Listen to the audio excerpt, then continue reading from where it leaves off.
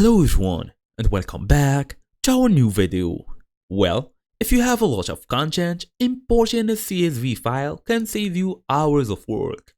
So in today's small tutorial, I will show you how to import a CSV into Webflow CMS in 2026.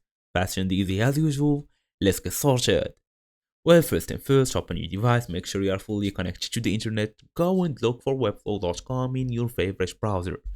So then we're gonna tap or basically log in on the website using your email address and password. We're gonna go all the way to open this CMS panel by going through this section in the designer. Then select your collection.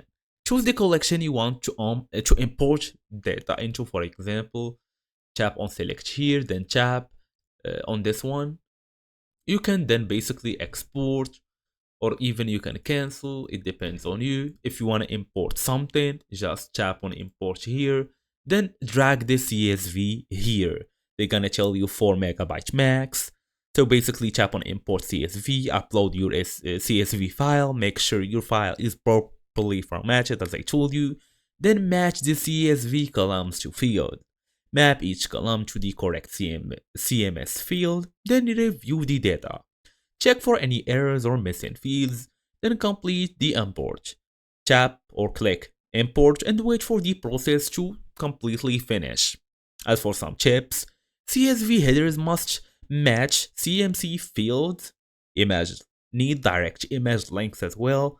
You should also always test with a small file first, so keep it in mind.